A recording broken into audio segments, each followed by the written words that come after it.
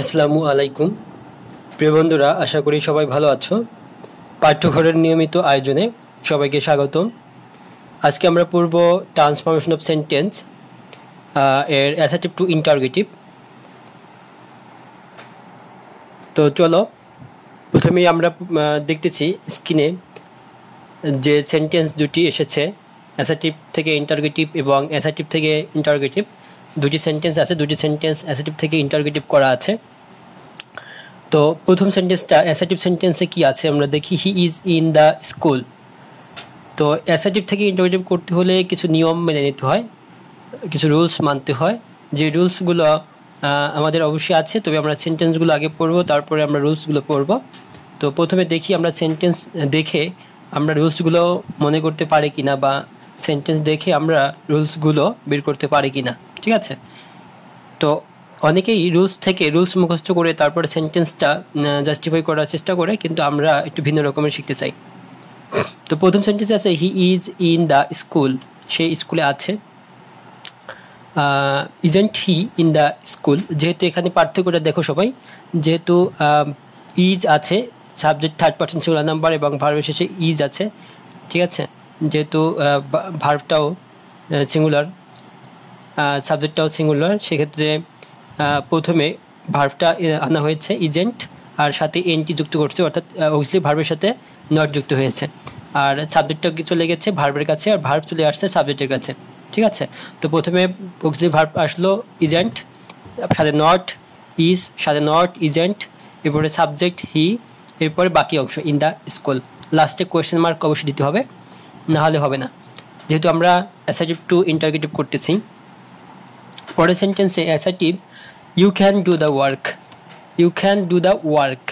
So এখানে দেখো, খেয়াল করো সবাই, যেহেতু ক্যান আছে, এটা একটা মডাল অক্সিলারি ভার্ব, সেহেতু প্রথমে ক্যানের সাথে নট যুক্ত হয়েছে, সংক্ষেপে হয়েছে কান্ট, পরে সাবজেক্ট ইউ, পরে ভার্ব, পরে দ্য ওয়ার্ক, বাকি অংশ লাস্টে কোয়েশ্চেন মার্ক। তো সেক্ষেত্রে আমরা বলতে পারি যে যদি কোনো অ্যাসার্টিভ সেন্টেন্সে অক্সিলারি ভার্ব থাকে, তাহলে অক্সিলারি ভার্বটা প্রথমে চলে আসে, আর এর সাথে নট যুক্ত হয়ে যায়, এবং পরবর্তীতে সাবজেক্ট, এরপরে বাকি অংশ লাস্টে কোয়েশ্চেন মার্ক। তো আমরা একটু রুলসটা দেখে নেই। অর্থের পরিবর্তন না করে সাহায্যকারী ভার্বযুক্ত অ্যাসার্টিভ সেন্টেন্সকে ইন্টারোগেটিভে রূপান্তর করার সময় সেন্টেন্সটি যদি অ্যাফার্মেটিভ হয়, তাহলে অক্সিলারি ভার্ব এর প্লাস এন, মানে নট, সংক্ষেপে এনটি, প্লাস সাবজেক্ট, প্লাস যদি অ্যাফার্মেটিভ হয় তাহলে অক্সিলারি ভার্ব, ঠিক আছে, আবার নট যুক্ত হবে, অর্থাৎ সংক্ষেপে এনটি এবং সাবজেক্ট প্লাস বাকি অংশ, লাস্টে কোয়েশ্চেন মার্ক অবশ্যই দিতে হবে। তো একটা নোট আছে, অ্যাসার্টিভে উইল, ক্যান, শ্যাল, এম ইত্যাদি থাকলে ইন্টারোগেটিভে রূপান্তর করার সময় সংক্ষেপে ওন্ট, কান্ট, শ্যান্ট, এন্ট হয়। পরের রুলসে he is not in the school. He is not in the school, এখানে আমরা বুঝতে পারতেছি যে এটা হচ্ছে অ্যাসার্টিভ সেন্টেন্স যদিও। তো আমরা যদি কোনো অ্যাসার্টিভ সেন্টেন্স অ্যাফার্মেটিভ থেকে নেগেটিভ ইন্টারোগেটিভ করি, যদি কোনো অ্যাফার্মেটিভ সেন্টেন্স অ্যাফার্মেটিভ থেকে ইন্টারোগেটিভ করি, তাহলে সেটা ইন্টারোগেটিভও নেগেটিভ ইন্টারোগেটিভ হবে। আর যদি কোনো অ্যাসার্টিভ সেন্টেন্স নেগেটিভ ফর্মে থাকে, নেগেটিভ থাকে, নাবোধক থাকে, তাহলে এটাকে ইন্টারোগেটিভ করতে হলে হাবোধক হবে। ঠিক আছে? অর্থাৎ অ্যাফার্মেটিভ অ্যাসার্টিভ সেন্টেন্স হবে। তো আমরা আগের সেন্টেন্সে আমরা দেখলাম, আগের সেন্টেন্সে যদি লক্ষ্য করি, আগের সেন্টেন্স আছে he is in the school, এটা অ্যাফার্মেটিভ সেন্টেন্স। তো এটা ইন্টারোগেটিভ যখন করেছি তখন এটা নট হয়ে গেছে, অর্থাৎ নেগেটিভ হয়ে গেছে। ঠিক আছে? তো এখানে অর্থটা দাঁড়ায়, দেখো, he is in the school, সে স্কুলে আছে। তো এখানে আছে isn't he in the school, সে কি স্কুলে নেই? তার মানে কি সে স্কুলে আছে, প্রশ্নটা অনুযায়ী বলা হয়েছে। You can do the work. You can do the work, তুমি কাজটি করতে পারো। So can't you do the work, তুমি কি কাজটি করতে পারো না? তার মানে কি তুমি কাজটি করতে পারো।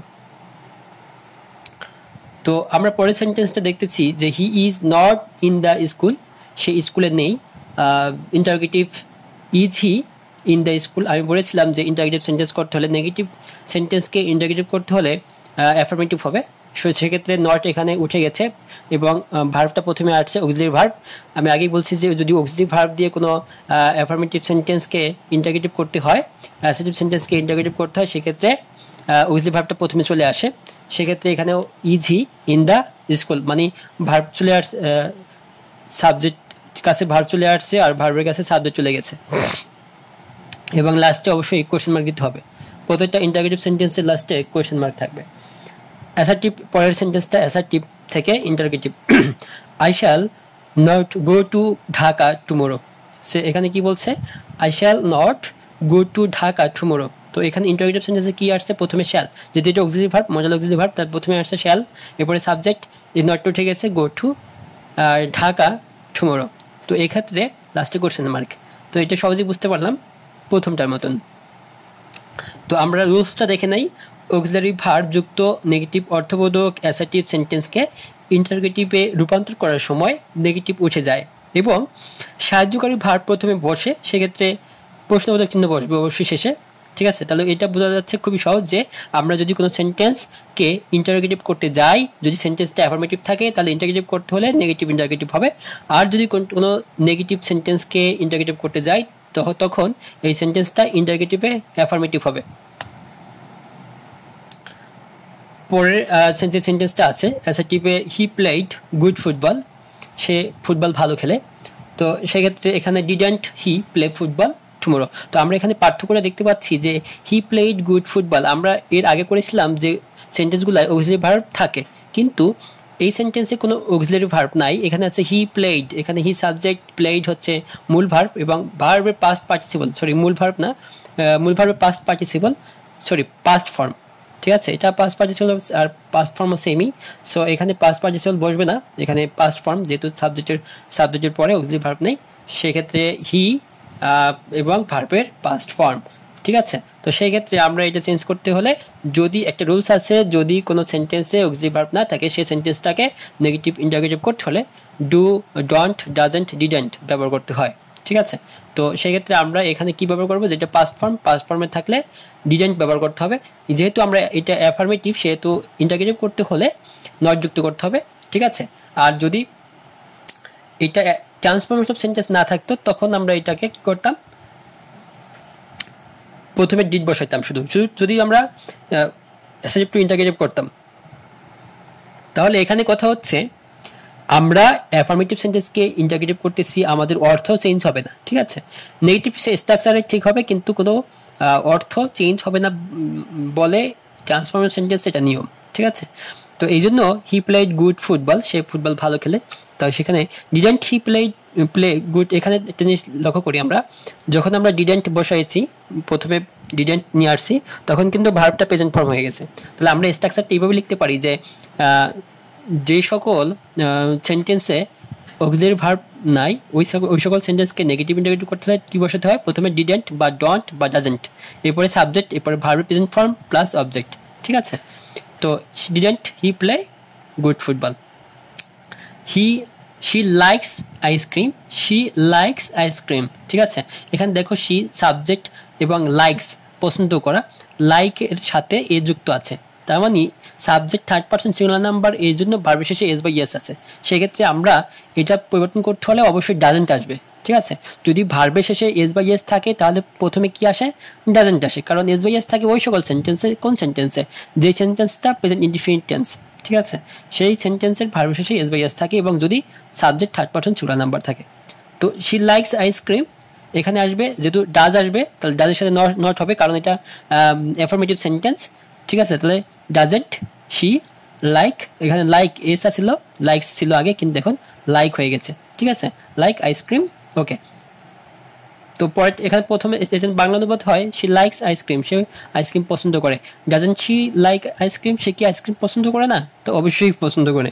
ঠিক আছে, তো সেক্ষেত্রে রুলস দ্বারায় অক্সিলারি ভার্ববিহীন অ্যাসার্টিভ সেন্টেন্স ইন্টারোগেটিভ ওয়ে রূপান্তর করার সময় সাবজেক্ট অ্যান্ড টেন্স অনুযায়ী ডন্ট, ডিডন্ট, ডাজেন্ট বসে, প্লাস সাবজেক্ট প্লাস ভার্বের বেস ফর্ম প্লাস ভার্বের পরের অংশ বসে। ঠিক আছে, ভার্বের বেস ফর্ম মানে হচ্ছে ভার্বের প্রেজেন্ট ফর্ম বা মূল ভার্ব। ঠিক আছে, ওই একই কথা। তারপরে সেন্টেন্সটা আমরা যদি লক্ষ্য করি, অ্যাসার্টিভ আছে, ইউ নেভার প্লে ফুটবল, তুমি কখনোই ফুটবল খেলোনি। তো you never play football, never থাকলে হয় কখনোই না, ঠিক আছে, কখনোই না। তো সেই ক্ষেত্রে ইন্টারগেটিভ করতে হলে নেভার, আমরা একটু চেঞ্জটা দেখি। ডু ইউ, ইভার, যেহেতু এখানে অক্সিলারি ভার্ব নাই, অক্সিলারি ভার্ব না থাকার কারণে এখানে কি আসছে, ডু আসছে। ঠিক আছে, কারণ এটা প্রেজেন্ট ইনডিফিনিট টেন্স, প্লের সাথে প্লে যেহেতু এটা ভার্বের বেস ফর্ম, এই জন্য ডু আসছে। আচ্ছা, তাহলে এখানে আমরা এটারে কি, যেহেতু ইউ নেভার, নেভার কিন্তু নেগেটিভ শব্দ, ইউ নেভার প্লে ফুটবল, যেহেতু নেগেটিভ শব্দ, তাহলে এই সেন্টেন্সটা নেগেটিভ, তাহলে পরেরটা অ্যাফার্মেটিভ হবে ইন্টারগেটিভটা। এই জন্য নেভারের অপোজিট ওয়ার্ড হচ্ছে ইভার।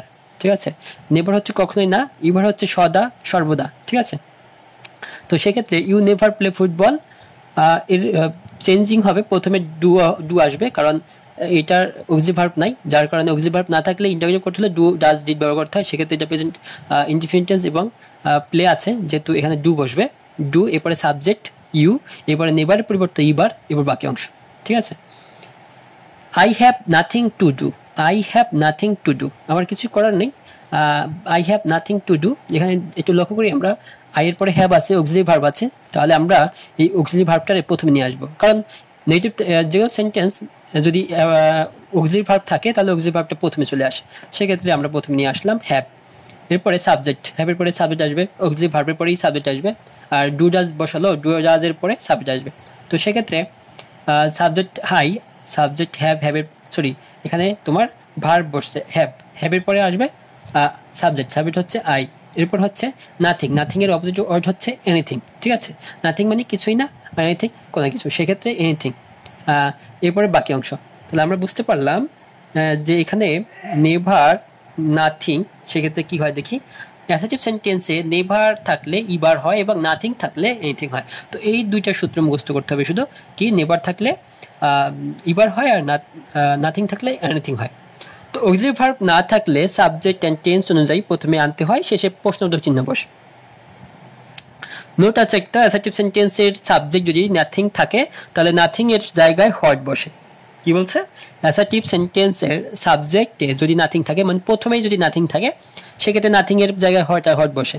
যেমন নাথিং ক্যান রুইন হিম। ঠিক আছে, যেহেতু এখানে নাথিং আছে প্রথমে, তাহলে হোয়াট, আর কোনো পরিবর্তন নাই, শুধু নাথিং এর পরিবর্তে হোয়াট বসাই দিব। ঠিক আছে,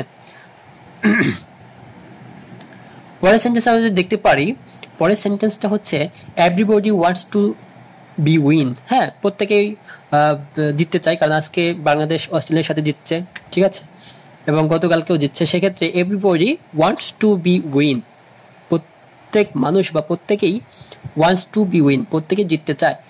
তো হু, এখানে আমরা চেঞ্জটা একটু লক্ষ্য করি, প্রথমে ছিল এভরিবডি, পরে দেখলাম হু, তারপরে ডাজেন্ট বসানো হয়েছে, তারপর ভার্ব ওয়ান্ট, আগে ওয়ান্টস ছিল এখন ওয়ান্ট হয়েছে, সেক্ষেত্রে আমরা বলতে পারি এভরিবডি থাকলে হু হয়।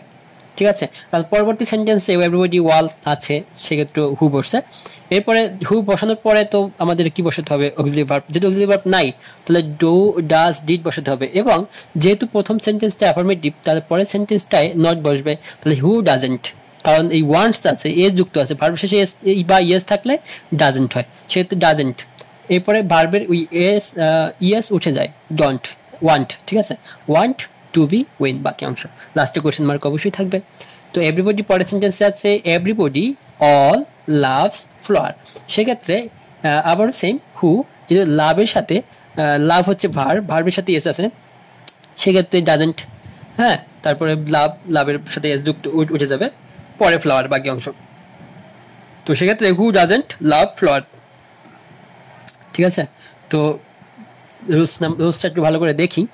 এভরিবডি, এভরিওয়ান, এভরিবডি, এভরিওয়ান, ওয়াল যুক্ত অ্যাসার্টিভ সেন্টেন্সকে ইন্টারোগেটিভে রূপান্তর করার সময় এভরিবডি, এভরিওয়ান, অল এর পরিবর্তে হু বসে, প্লাস সাবজেক্ট অ্যান্ড টেন্স অনুযায়ী ডন্ট, ডিডেন্ট, ডাজেন্ট বসে, প্লাস ভার্বের বেস ফর্ম, প্লাস ভার্বের পরের অংশ, প্লাস কোয়েশ্চেন মার্ক। সো এই হচ্ছে আমাদের কি, এটা রুলস বা স্ট্রাকচার। সো পরেরটা দেখি, assertive, nobody could ever count my love for you. Nobody, এখানে নোবডির পরিবর্তে হু বসছে, আর কোনো চেঞ্জ হয়নি। কি বল, তাহলে আমরা বুঝলাম যে নোবডি, নো ওয়ান যদি থাকে তাহলে শুধু হু বসালেই শেষ। পরের সেন্টেন্সে নো ওয়ান ক্যান বিট হিম। ঠিক আছে, তাকে কেউই প্রহার করতে পারবে না, আঘাত করতে পারবে না, মারতে পারবে না, ছুঁইতে পারবে না। ঠিক আছে, সো হু ক্যান বিট হিম, তাকে কে ছুঁইতে পারবে, হু কে, হু মানে হচ্ছে আমরা জানি কে প্রশ্ন করা বোঝায়, তাই না? হু ক্যান বিট হিম, কে তাকে কে প্রশ্ন করতে, তাকে কে বিট করতে পারবে, মারতে পারবে বা প্রহার করতে পারবে, ঠিক আছে? তো এখন রুলসটা আমরা দেখি, নোবডি, নান, নো ওয়ান, ইন্টারোগেটিভে রূপান্তর করার সময় নোবডি, নান, নো ওয়ান এর পরিবর্তে হু বসে প্লাস বাকি অংশ বসে কে প্লাস কোশ্চেন মার্ক। এটা খুবই সহজ, নোবডি নো ওয়ান মুখস্থ করবা, নোবডি নো ওয়ান থাকলেই সেখানে হু বসিয়ে বাকি অংশ বসাই দেওয়ার পরে লাস্টে কোশ্চেন মার্ক, ঠিক আছে? তো এই ছিল আজকের ক্লাস, সবাইকে ধন্যবাদ।